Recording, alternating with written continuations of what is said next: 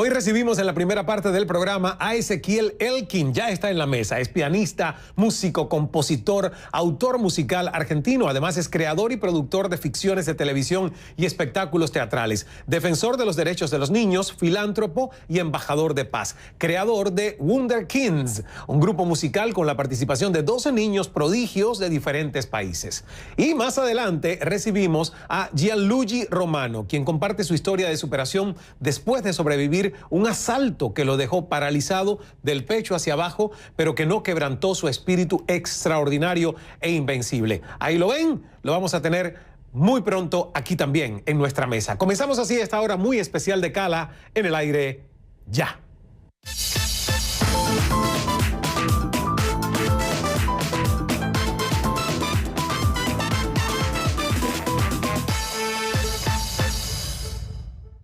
Saludos desde Miami, soy Ismael Cala, bienvenidos, gracias por estar con nosotros. Tenemos una hora de verdad de colección de este programa, 2 historias que usted no va a querer despegarse del televisor, así que suelte el control remoto, que tenemos una cita por toda una hora.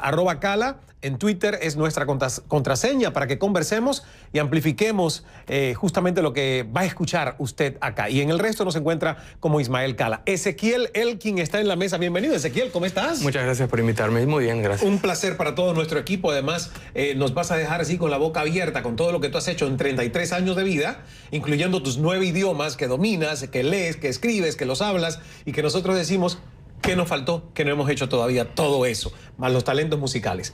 Te invito a escuchar la reflexión. Bueno, dale, escuchémosla. Escuchémosla y ahí rompemos el hielo, ¿te parece? Perfecto. Muy bien. ¿Y sabe usted la importancia que tiene en nuestra vida el ser partícipes de las situaciones que nos rodean? Porque participar es ser, estar, tener y tomar parte de las situaciones que tienen relevancia en nuestro entorno y en nuestra comunidad. Existe una verdadera necesidad social y del ser humano de ser parte. Somos incluso miembros de tribus. Nuestra familia es una tribu, hacemos tribu de nuestros amigos, hacemos tribu de nuestros vecinos, hacemos tribu de nuestros colegas de trabajo. O sea, somos parte de una sociedad de grupos y nos interesa crear ese sentimiento de pertenencia, de solidaridad, de vínculos con el que nos sentimos identificados, ya sea por compartir ideales, gustos o preferencias o ambiciones. ¿Por qué no?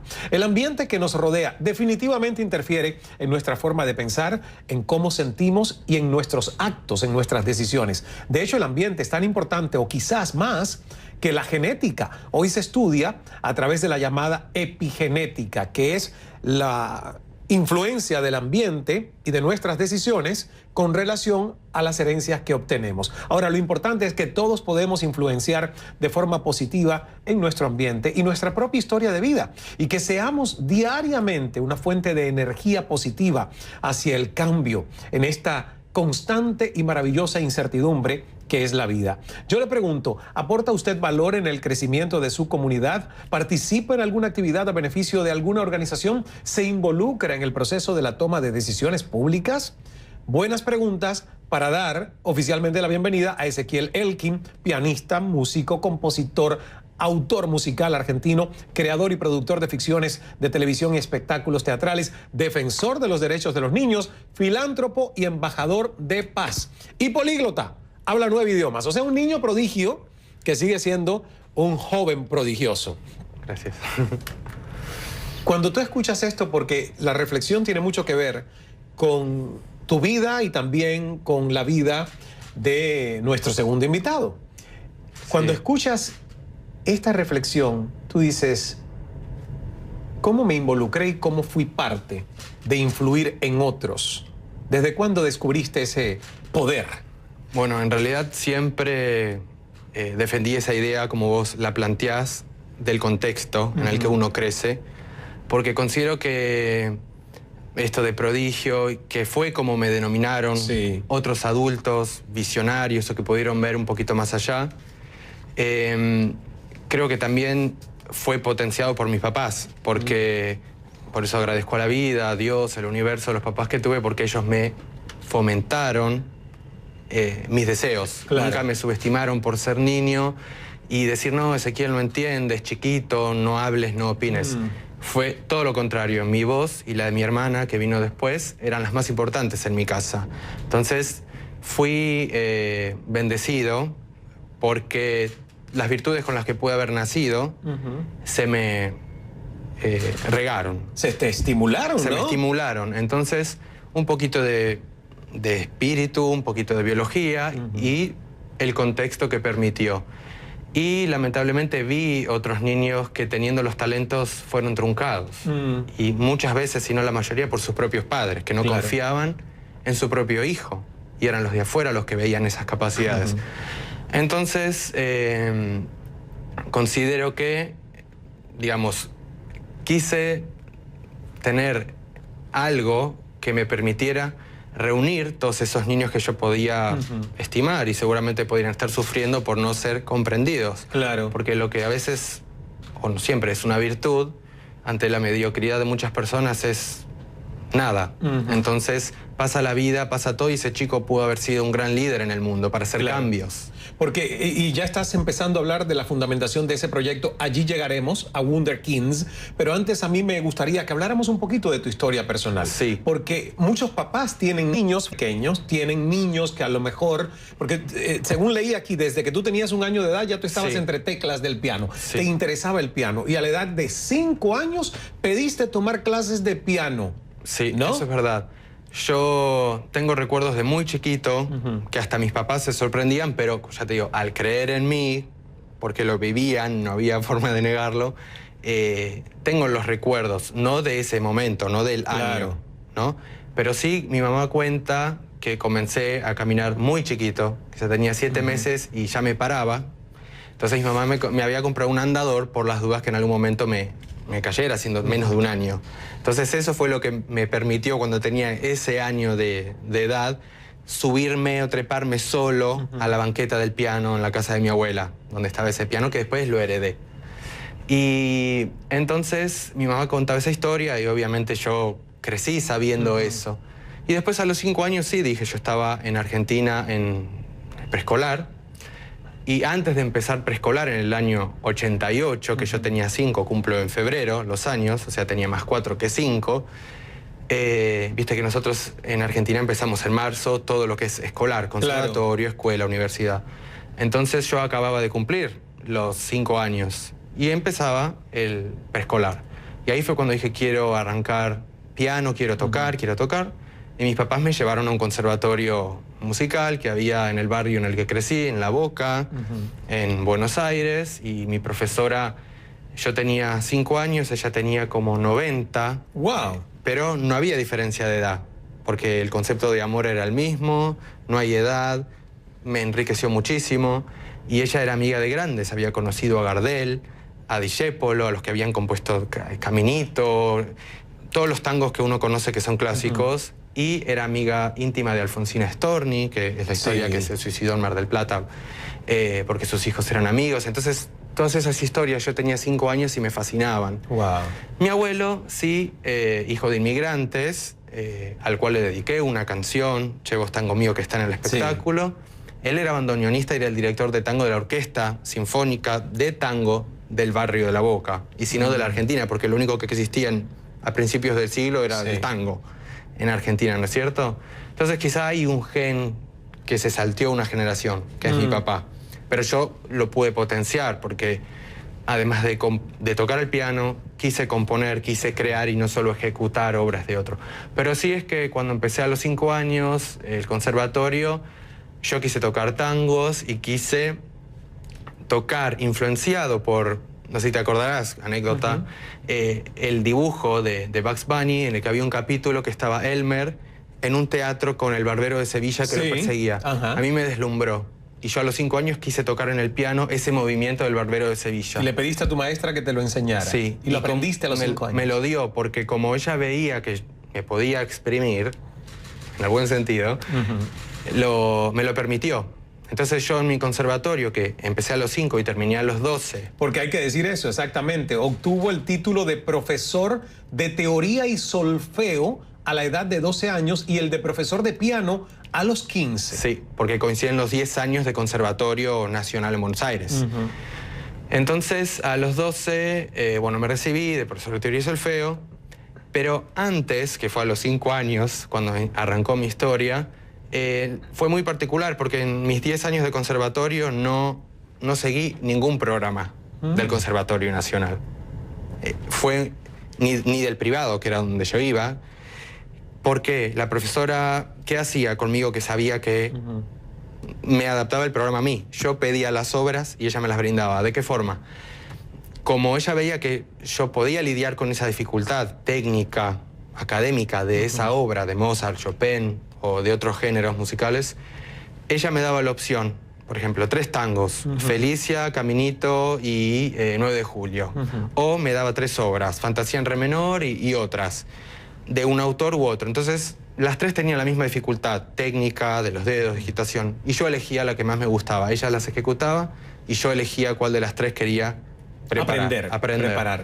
Sí. Wow. Ahora, entonces, es increíble porque, bueno, hay mucha gente que tiene una facilidad para la música y de manera autodidacta, con un poco de ayuda institucional de un buen maestro, se desarrolla en la música. Pero es que tú tienes habilidades también, por ejemplo, en los idiomas. Porque hay gente que habla 3, 4 idiomas, pero tú hablas 9 idiomas. Sí. Que los hablas, los lees, los escribes. ¿Cuáles son esos idiomas? Ayúdame. Son español, obvio. Sí. Castellano. Después el castellano, inglés.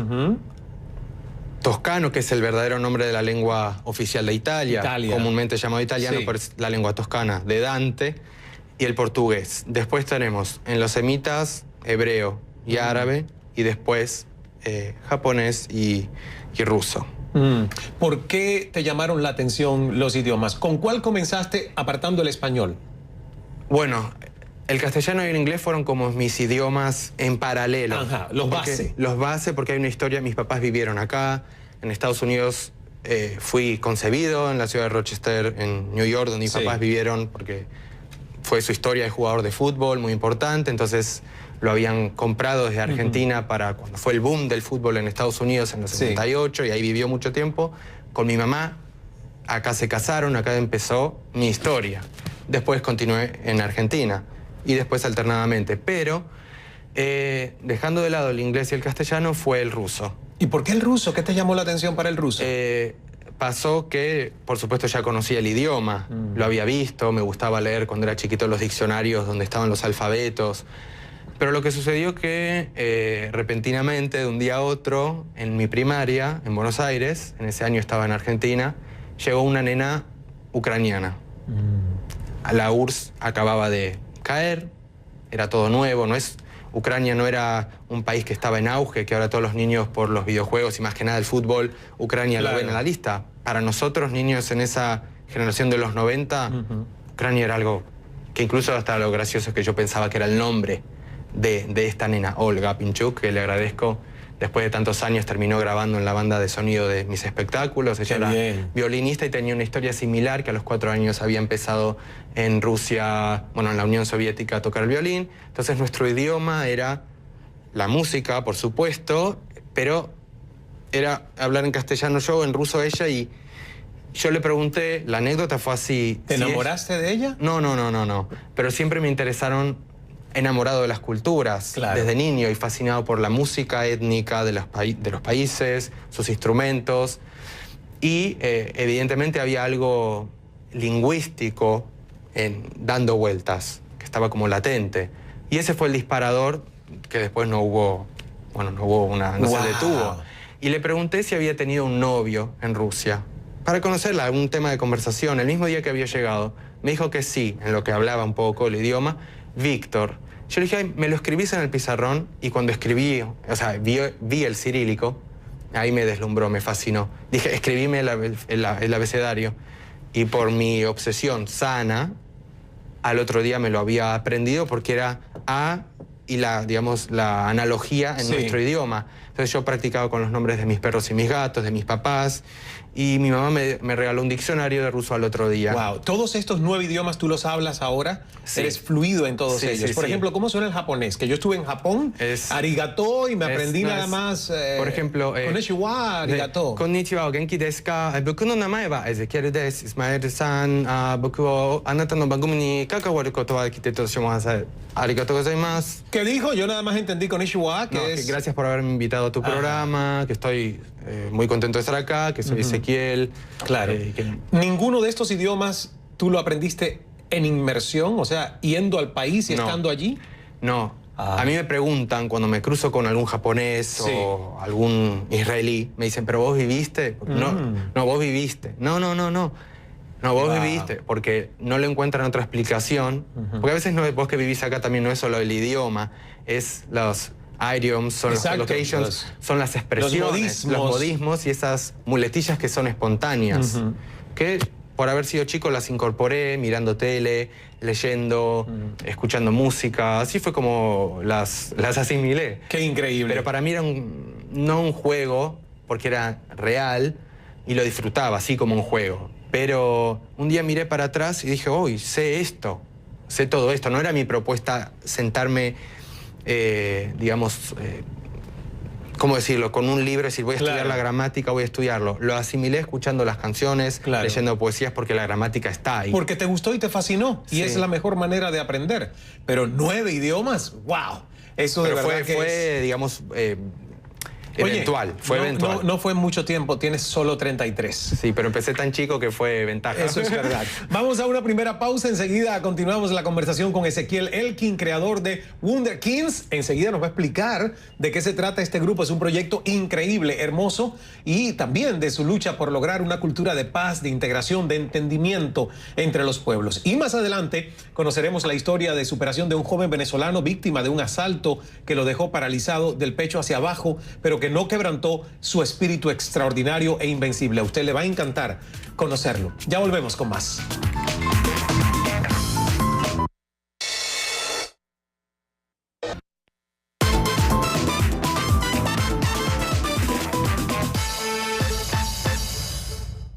Estamos de vuelta en el programa, en esta hora de Cala, conversando en la primera parte con Ezequiel Elkin, pianista, músico, compositor, autor musical argentino. Además es creador y productor de ficciones de televisión y espectáculos teatrales, defensor de los derechos de los niños, filántropo, embajador de la paz. Ezequiel, y bueno, justo estábamos hablando de Wunderkinds, que tú lo mencionas, y yo creo que, me imagino, de los tantos logros que has tenido en tu carrera, este es un proyecto que lo tienes como bandera.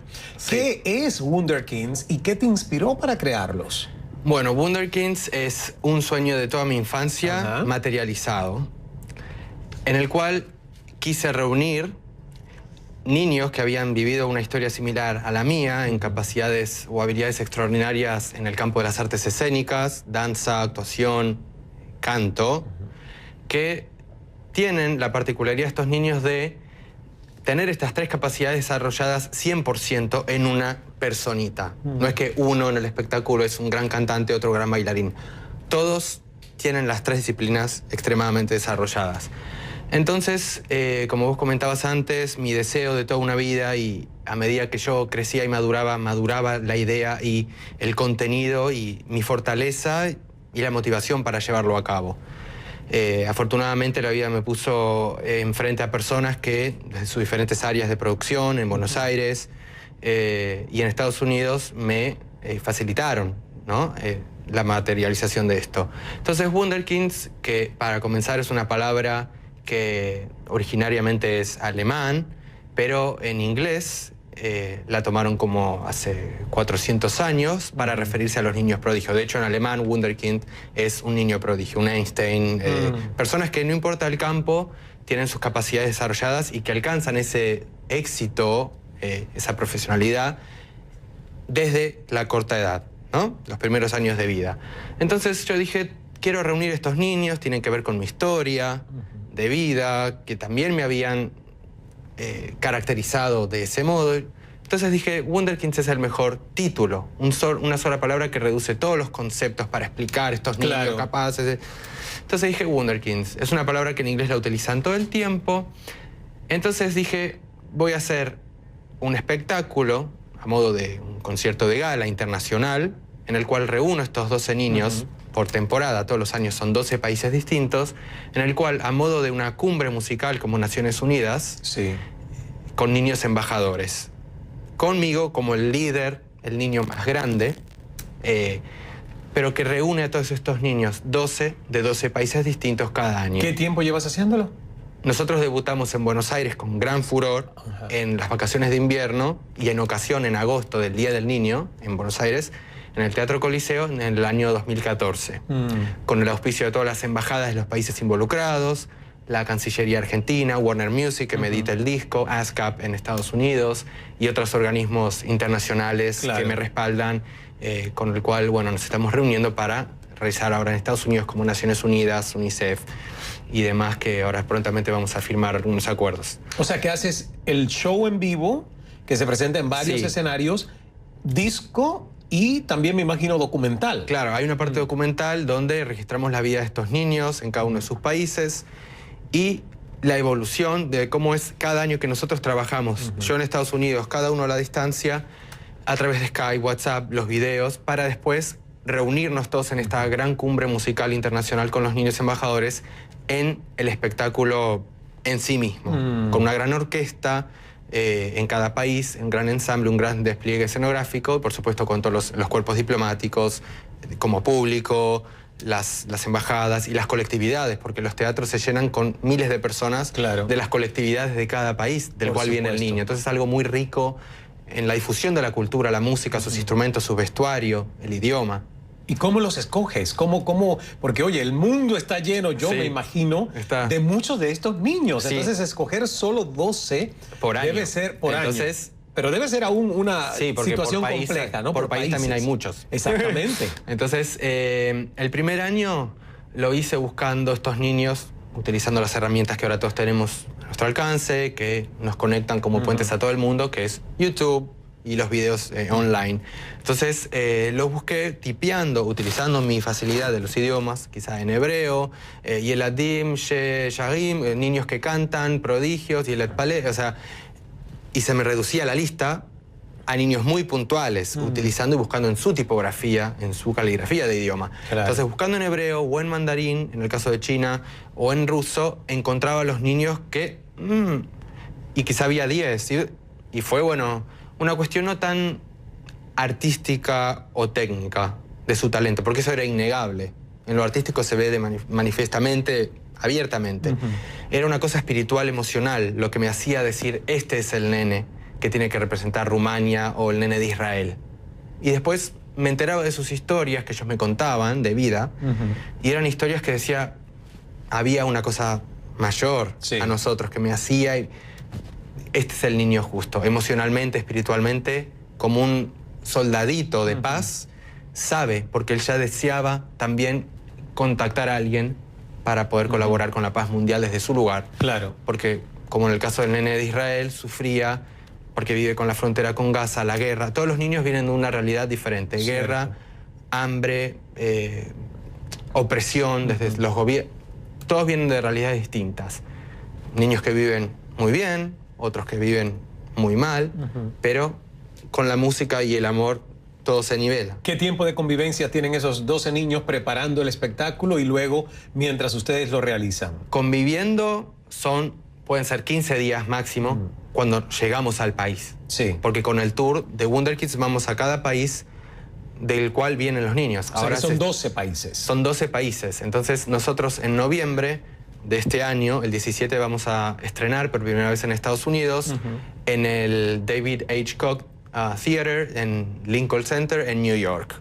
3 funciones, después vamos a Washington, después acá en Miami Beach en el Jackie Gleason Theater. Ah, van a estar aquí en Miami. Vamos a estar acá, así que vas a estar invitado. Por favor, dame la fecha con tiempo porque me encantaría estar ahí en primera fila. Vas a estar viéndolos. Y todo tu equipo, por supuesto. Claro que sí. Y lleva 15 días porque hay que ensamblar niños que vienen de 12 países distintos, que van entrenándose por internet, por YouTube, WhatsApp, cantando, mandame este video, la pronunciación no va, fíjate, mandame el demo. Y después cuando nos reunimos todos hay que ver cómo funciona la máquina. Claro. Pero funciona. Qué bueno. Está aceitada. Y lo recaudado, porque estos conciertos, las personas para ver a Wonder Kids pagan por la entrada. Lo que se recauda de estos conciertos, ¿a dónde va ese dinero? Bueno, en esta última semana justamente yo constituí acá en Estados Unidos mi fundación non-profit que se llama Organization of United Children, que como subtítulo también es Child Ambassadors of Peace.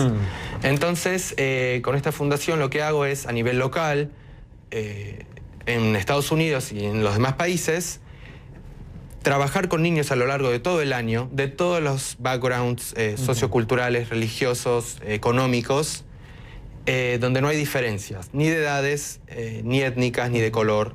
Somos todos iguales y el amor nos motiva. Entonces, con estos niños, en estas 3 disciplinas, canto, danza y actuación, nos preparamos con grandes profesores, yo incluido estoy también, y a lo largo de todo el año se va trabajando y también ellos van a ser parte del espectáculo como los niños que van a acompañar como ensamble a los niños embajadores. Y se usan los idiomas de cada uno de los niños. O sea que hay diversidad de idiomas en lo que hacen en el espectáculo. Sí, entonces con esta non-profit que funde sin fines de lucro, todo lo recaudado, la mayoría de todo lo recaudado, y no solo a través de las entradas del borderó o del box office, sino también de las ventas del disco y de todo lo que se manifiesta ramificándose del espectáculo como transmedia, yo lo voy a destinar a través de mi fundación a, bueno, por supuesto a nivel local, a muchas colectividades o las realidades que necesitan las comunidades en Estados Unidos, según los estados y demás.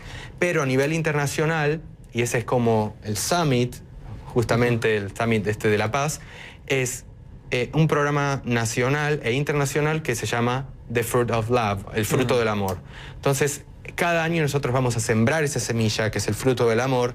Entonces, al año se va a ver materializado el dinero, que es muy delicado, cuando de eso se trata, y con niños, en algo tangible. Por ejemplo, este año, que Wonder Kids se estrena en Estados Unidos, va a estar destinado para los niños refugiados de Siria el año que viene. Entonces, con todo lo recaudado, se van a construir en Siria y en otras comunidades de sirios fuera de Siria, colectividades o campos de refugiados, escuelas para los niños o centros de salud, de cultura. O sea que va a tener un impacto directo en esas cada comunidades. año tiene un fruto de Perfecto. Vamos a esperar entonces el tour en las ciudades que has mencionado. Sobre todo voy a estar esperando la de Miami. Vas a estar. Gracias, Ezequiel, porque la verdad que nos inspiras con todo lo que haces y sobre todo este trabajo con la niñez y los niños que tienen además capacidades, yo digo, y talentos especiales y que muchas veces, como tú dices, los mismos papás no los descubren. Así que qué bueno que tú los puedas potenciar y estimular a otros a que lo hagan. Despedimos a Ezequiel Elkin. Gracias por estar con nosotros. Al volver recibiremos a Gianluigi Romano. Es un joven venezolano con una historia de superación y un espíritu extraordinario e invencible. Así que lo van a conocer al regreso de publicidad. Ya volvemos.